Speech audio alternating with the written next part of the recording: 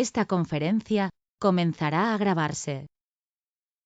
Saludos cordiales amigos de Azogues TV. En esta ocasión vamos a conversar con el arquitecto Eugenio Morocho Quinteros sobre las últimas coyunturas a nivel político.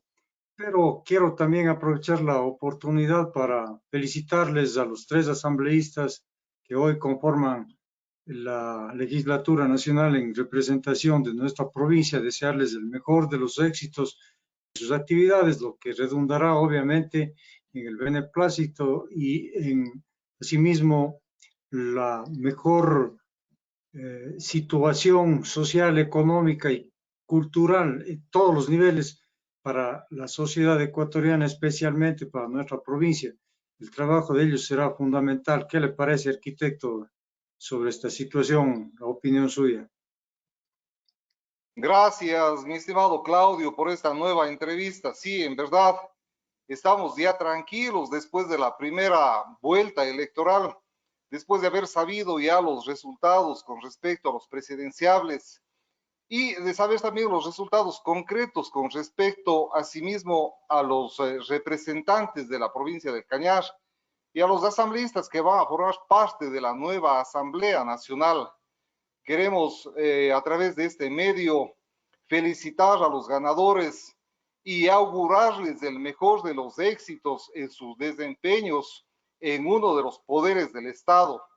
Esperamos de que las ejecutorias de ellos allá en sus curules redunde en beneficio del país y también en beneficio de la provincia. Nosotros les hemos escuchado con atención y en toda esta campaña de ofrecimientos, sobre todo han ofertado para la provincia del Cañar la creación de la universidad estatal.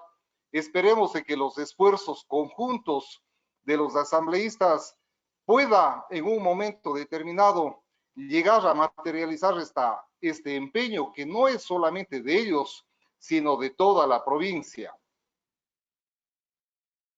Perfecto. Arquitecto, en uno de sus artículos últimamente publicados, usted indicaba que los partidos políticos son indispensables en la democracia, en las sociedades contemporáneas, y hacía referencia a que así se refería en su definición el doctor Rodrigo Borja Ceballos, y que no hay democracia sin partidos, pues estos son los intermediarios entre la sociedad y el poder.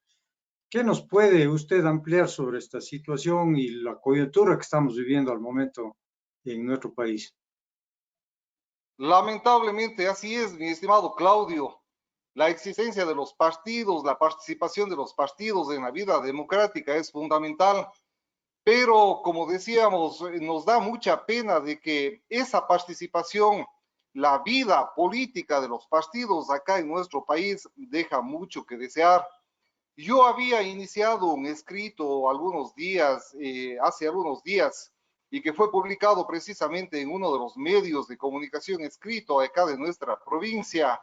Había iniciado ese comentario con una frase del doctor Rodrigo Borja Ceballos. Él decía de que los partidos políticos son elementos indispensables en la democracia, en las sociedades contemporáneas. No hay democracia, dice él, sin partidos.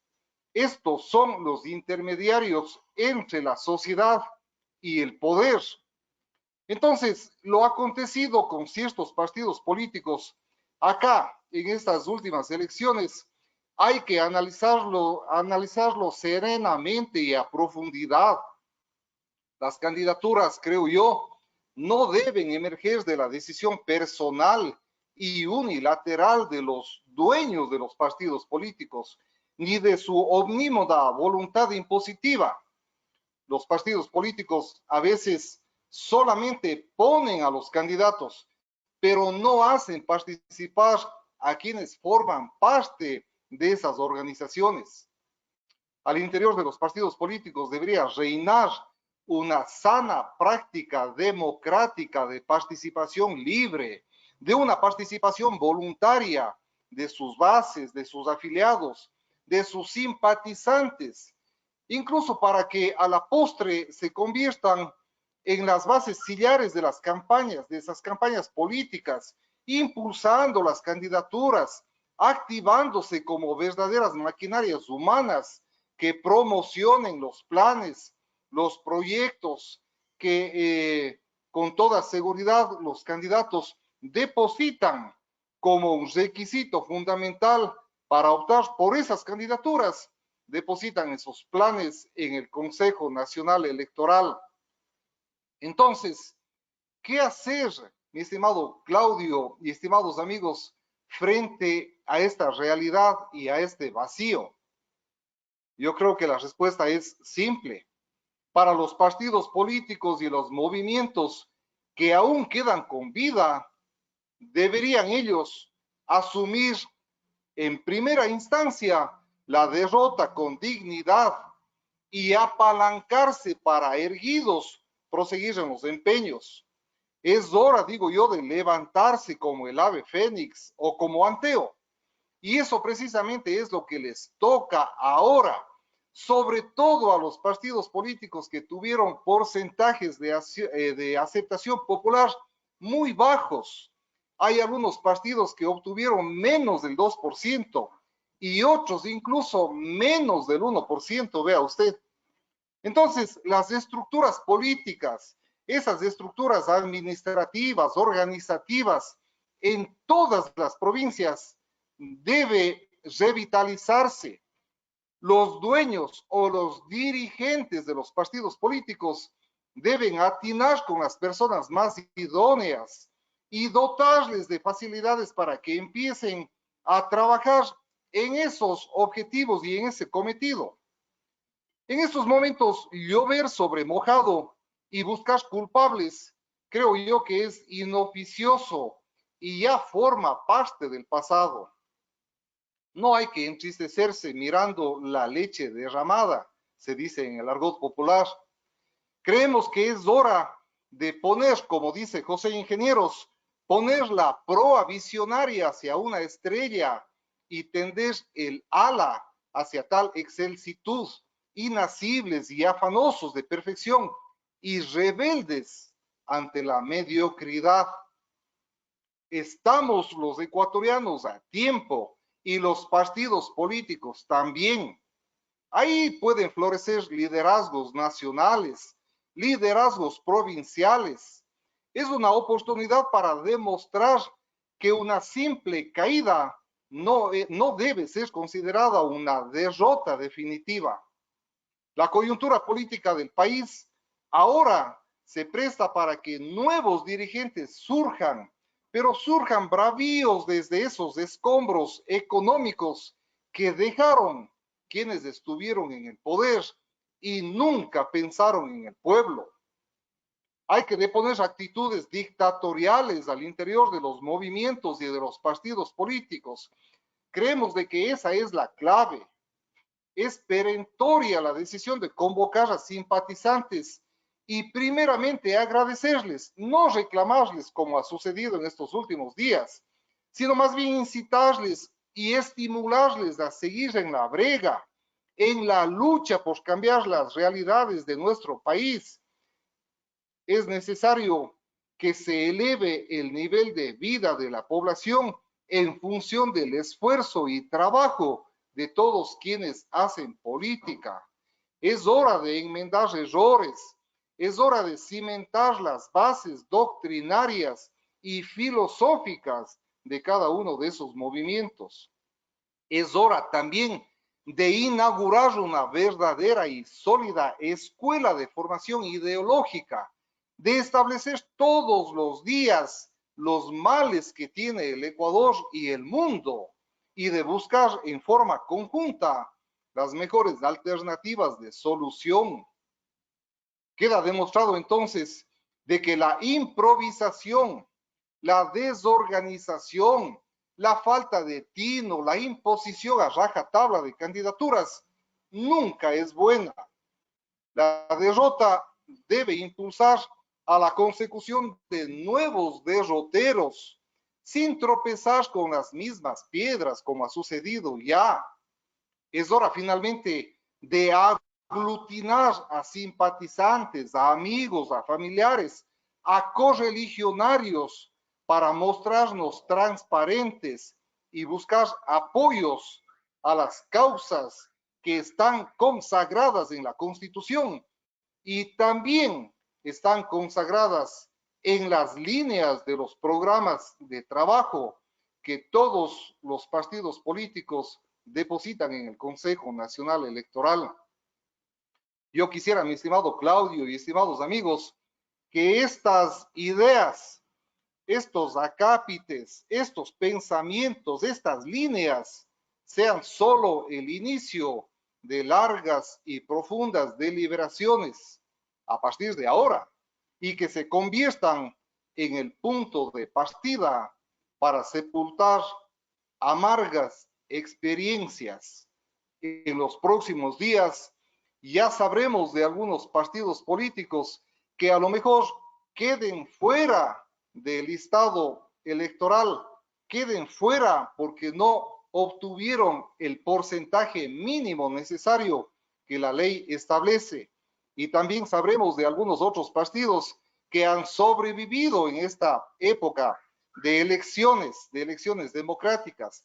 Esos partidos deben poner las barbas en remojo y empezar a trabajar, pero a trabajar concienzudamente, a trabajar en sus bases, a trabajar en sus líneas doctrinarias para que sepan los dirigentes y las bases los verdaderos problemas que tiene el país y en función de ello buscar las mejores alternativas y las mejores providencias en bien del país para justamente hacer lo que decíamos hace un momento, elevar el nivel de vida de la población. Esta Perfecto. conferencia comenzará a grabarse. Arquitecto, continuando con esta charla, asimismo usted en algún momento hablaba sobre la nueva conformación de bloques legislativos al interior de la Asamblea Nacional. Obviamente que en este momento ya sabemos cuáles son los dos finalistas para la candidatura a la presidencia de la República en la segunda vuelta, pero asimismo ya desde que usted escribió aquel artículo, se refería a la nueva conformación porque ya se tenían los datos concretos. Lo que más me llamó la atención o lo que me parece más importante para el público es aquellas reflexiones que usted hacía sobre cómo debe ser la actuación de los nuevos asambleístas en cuanto a lo que el país espera de ellos para dejar de lado esa mala imagen que muchos de los asambleístas anteriores, no todos obviamente, pero muchos de ellos dejaron en el periodo anterior. Así es, mi estimado Claudio, a estas alturas ya todos sabemos cómo se va a conformar la Asamblea Nacional. Sobre este tema habíamos escrito en semanas anteriores y vea que este artículo caló profundamente en la conciencia de los lectores. Hemos tenido una serie de mensajes a través de los medios que manejamos ahora, ¿no? El WhatsApp, incluso el mismo Internet, el correo electrónico, en fin, felicitando sobre este punto de opinión. La nueva asamblea estará conformada por algunos asambleístas que pertenecen a la corriente del candidato Yacu Pérez, por ejemplo, no. También habrá un buen número de los que siguen el partido político de Lazo, me estoy refiriendo incluso al que hace relación con el Partido Social Cristiano y obviamente a quienes siguen al candidato Arauz, que tuvo una votación extraordinaria, ¿no? Comparativamente hablando con los porcentajes de los otros candidatos que en este momento incluso están peleando el segundo puesto. El día sábado, me parece que en la madrugada, el Consejo Nacional Electoral ya emitió oficialmente los porcentajes de los segundos en la contienda, ¿no? Y el candidato Lazo ha obtenido un 0.36% sobre el candidato Yacu Pérez. El Consejo Electoral inicialmente le daba a Yacu una cierta ventaja en consideración a que este candidato había ganado en provincias como Cotopaxi, Chimborazo, provincias como Bolívar, en nuestra propia provincia del Cañar, en Azuay, como no, la provincia del candidato, en Morona, Santiago, en Zamora, Chinchipe. Sin embargo, esos datos, matemática y legalmente, desde esa fecha han ido variando poco a poco hasta obtener ya los resultados oficiales. Sin embargo, quienes siguen al candidato Yacu Pérez todavía no se conforman y han introducido una serie de reclamos al Consejo Nacional Electoral que en estos días deberá dar paso. Acá en nuestra provincia, estimados amigos, los resultados, como lo decíamos, ya se veían venir. No hubo mayores sorpresas. Esos resultados eran predecibles. Se cambiaron a los 3 asambleístas de los 3 que corresponden a la provincia del Cañar. Cabe entonces, como ya lo hemos hecho, felicitar a los triunfadores, pero por sobre todo augurarles sinceramente el mayor de los éxitos. La provincia del Cañar demanda no solo un liderazgo personal o provincial, sino un liderazgo que tenga cobertura nacional. Para ello es básico entender y conocer las realidades nuestras, esas realidades apremiantes, esas realidades dolorosas que sufre la población todos los días, sobre todo esa población de los estratos económicos y sociales más bajos.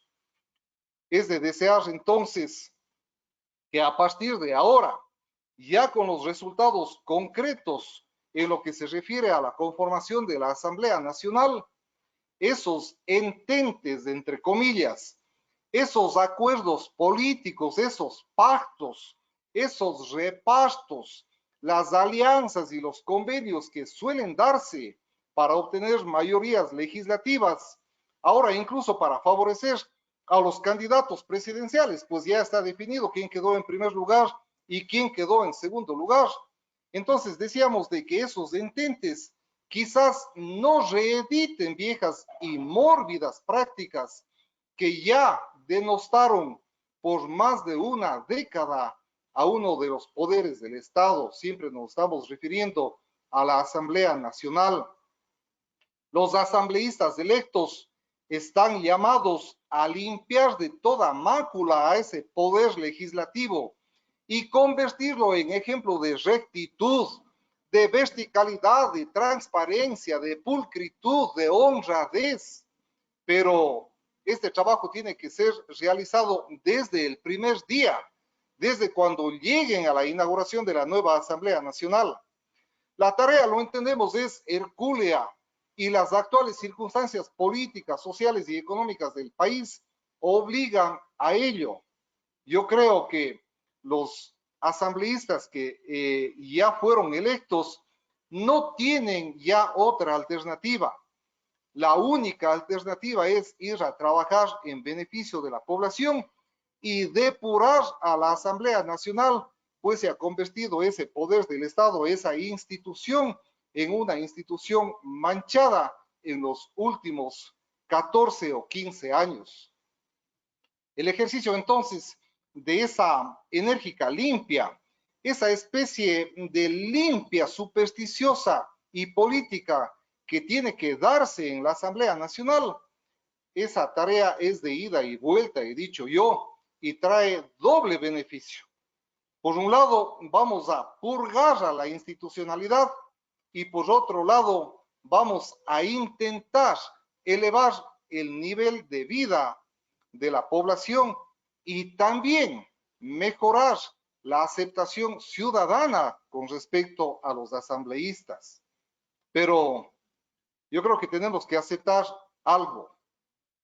Mientras no se elija al presidente de la República, las fuerzas políticas seguirán en nuestro país tensionadas. Y ahí, la Unión por la Esperanza, Pachacutic, Izquierda Democrática, Creo, y el Partido Social Cristiano, que son los más votados, van a jugar un papel decisivo en la construcción del nuevo Ecuador, desde Ecuador abatido por una gigantesca ola de corrupción y por una extensa lista de candidatos. Creemos que el Ecuador ha batido el récord de candidatos en estas elecciones. 16 candidatos, no creo que se haya dado en ningún país del mundo. 16 candidatos y de ellos solamente 3 o 4 en el que se insertaría la izquierda democrática han tenido la aceptación del pueblo. El resto han hecho simplemente un saludo a la bandera y han pasado y pasarán sin pena ni gloria. Finalmente, mi estimado Claudio y estimados amigos, un análisis un poquito más profundo sobre esto.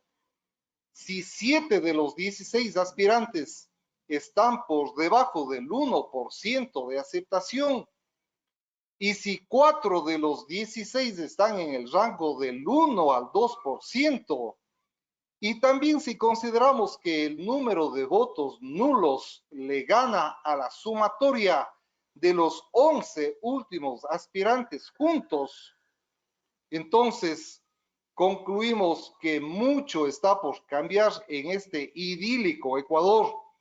En este Ecuador del salve o patria, 1000 veces o patria, en este Ecuador teórica e imaginariamente soberano e independiente, mucho hace falta trabajar en este tema del número de candidaturas, mucho hace falta trabajar en los partidos políticos y en los movimientos. Habrá que ir depurando la ley de tal suerte de que las próximas elecciones no solamente tengamos 16 representantes de los partidos políticos, sino un número de representantes de esos partidos, pero que estos estén plenamente capacitados, tengan formación ideológica, pero por sobre todo, perdóneme que insista en esto, tengan un pleno conocimiento de las realidades ecuatorianas para que en un momento dado, si el pueblo los elige para representarnos, tengan la capacidad, la formación y la solvencia necesaria para poder optar por las mejores soluciones. El Ecuador ya no puede estar a la deriva. El Ecuador no puede tener tantos candidatos y un número de ellos a lo mejor sin la formación necesaria. Es necesario, insisto, de que exista una depuración en la parte legal y que las próximas elecciones, en el caso de los presidenciables, no pasen más allá de 4 candidatos. Yo creo que para los asambleístas, este último tema que hemos comentado es un tema que deben ir a analizar y creo yo de que es una linda oportunidad para que empiecen a trabajar y tener resultados concretos y positivos. Muy bien, arquitecto, muy buenas reflexiones. Le agradecemos por su presencia, agradecemos a nuestros seguidores y será hasta una nueva oportunidad. Sus palabras finales, arquitecto. Gracias, Claudio. Un abrazo para usted, un abrazo para todos y esperemos de que de aquí a 2 meses las elecciones presidenciales arrojen resultados sin mayores inconvenientes, ¿no? Porque a este rato hay una movilización indígena a nivel de todo el país.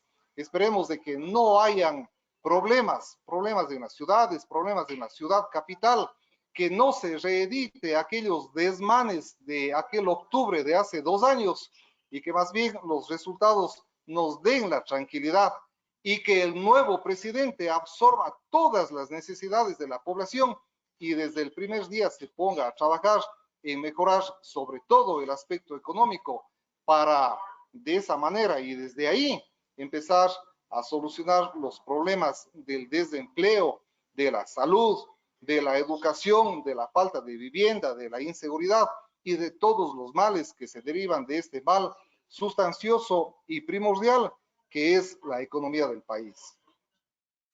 Muy bien, esperemos que así sea. Hasta una próxima, arquitecto. Que pase bien. Un gusto.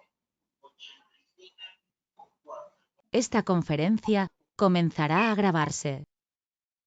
Arquitecto, muy buenas tardes. Nuevamente el problema de las últimas situaciones políticas que vive el país, amerita que continuemos este diálogo que lo hemos truncado momentáneamente y que esta coyuntura política que vivimos nos obliga para que estemos también en este diálogo dando nuestra opinión, nuestra preocupación ante la ciudadanía, en especial la intervención, o la actuación más bien del Consejo Nacional Electoral en cuanto a difundir los resultados del conteo rápido, qué influencia tuvo para la marcha indígena, que gracias a Dios hasta el momento es pacífica, pero no sabemos si es que terminará así mismo, ojalá que así sea. Y luego esta intervención que hace la Contraloría General del Estado y la Fiscalía Nacional del Ecuador respecto de esta auditoría forense a los archivos o al sistema del Consejo Nacional Electoral respecto de la primera vuelta. ¿Qué podríamos hablar sobre esta situación, arquitecto? ¿Qué opinión tiene usted? Gracias, Claudio, sobre esta nueva consulta. Yo creo que en este proceso el mayor perdedor en estas elecciones no ha sido Paul Carrasco o Giovanni Andrade o el resto de candidatos que obtuvieron menos del 1% de la aceptación de la voluntad popular. Yo creo que el mayor perdedor ha sido el Consejo Nacional Electoral. Vea usted que la diferencia entre Yacu y Guillermo ahora, en este momento, es del 0,36% según los datos oficiales divulgados precisamente el sábado en la madrugada. Entonces, si hubo esa diferencia tan pequeña, no debía el Consejo Nacional Electoral adelantarse en divulgar esos resultados de los conteos rápidos. Entonces, si hubo o no hubo fraude en el Consejo Electoral, a nosotros no nos compete analizar, pues no disponemos de las pruebas documentadas más allá de lo que se denuncia en las redes y en los medios de comunicación. Creemos, sin embargo, que el Consejo Nacional Electoral no debió, como dijimos hace un momento, no debió divulgar en tan poco tiempo el conteo rápido, pues los rangos de error, como en este caso, pueden ser amplios o cortos y en función de los empates técnicos no se deben divulgar. Este particular caso, independientemente de los resultados oficiales, por estos datos, ambos se creyeron ganadores y empezaron con una disputa a nivel nacional que hasta el día de hoy no ha terminado. Vea usted que el margen de error tolerable en cualquier encuesta con un universo de aplicación aceptable es del 3% más o menos. Esto nos enseñan a nosotros en la universidad, yo creo que en las aulas de los establecimientos secundarios también, en ciertas materias, y esos resultados tienen que ser previamente bien analizados y el Consejo Nacional Electoral nunca debe publicar datos antes que la publicación de los datos oficiales. El Consejo Nacional Electoral ahí se equivocó. Si en una elección los candidatos previo a la misma, sabiéndose perdedores, saben anunciar fraude, mucho más impulsivos actuarán todos ellos si se dan los empates técnicos. Y ahí es el organismo electoral el que se lleva la peor parte, como ha sucedido ahora. Y por eso decía yo que es el organismo electoral el que salió perdiendo en estas elecciones. La reyerta pública y descarnada de estos días entre los segundos evidentemente conviene al primero. Divide y reinará, sentencia la filosofía popular. Y en este caso, solitos los Yacus y los Guillermos han estado divididos. De este episodio singular ya se dieron cuenta con anterioridad e intentaron saldar las diferencias y juntos, incluso con el Consejo Nacional Electoral, también verificar los resultados, abrir las urnas en fin, buscar alguna solución de salida a ese conflicto. Pero todo ello derivado porque el Consejo Nacional Electoral se adelantó a dar aquellos resultados. Es que en todo proceso electoral, aquí en la China o en la Cochinchina, intervienen una combinación casi infinita de sub y subprocesos que van desde la cuestionable selección de candidatos, la torcida e injusta forma de financiar campañas, hasta la sensible y suspicaz conteo y reconteo de votos. Ese proceso tiene que ser meditado y tiene que ser ajustado para que en los próximos procesos no hayan estos inconvenientes. Si a todo ello, Claudio, se suma la disputa pública de los miembros del organismo electoral, entonces esa desconfianza en el proceso siempre va a hacer mella. Este momento hay desconfianza en la presidenta del Consejo Electoral, así como desconfianza en cada uno de los miembros que conforman el Consejo Electoral. Por lo general, cuando un candidato se siente perdedor, nunca acepta paladinamente los resultados. Por el contrario, siempre va a acusar de fraude para querer curar sus vanidades y para salvar la afectada dignidad. Entonces, si esto suele suceder, el organismo electoral debe proyectar confianza en el electorado para que esas denuncias, esas demandas, esos reclamos no afecten la credibilidad de un organismo que está considerado ahora en el Ecuador como uno de los poderes del Estado, vea usted. Por todo ello, y sabiendo de que las actuales circunstancias son harto delicadas, aplaudimos nosotros en días anteriores esa actitud conjunta y madura de los protagonistas que estaban en disputa para inspeccionar el proceso, acompañado de los delegados de todos los partidos políticos y sobre todo de los observadores, de esos observadores internacionales de la OEA, así como de los propios miembros del Consejo Nacional Electoral. Esa actitud cívica evitará y ha evitado, como así ha sucedido, que al momento de proclamar oficialmente los resultados se puedan provocar desmanes acá en todas las provincias y sobre todo en la capital provincial donde funciona el Consejo Nacional Electoral. En medio de este problema, en medio de este barullo, ya está inmiscuida la Contraloría General del Estado, así como la Fiscalía. Y aquí contestamos su segunda inquietud, mi estimado Claudio.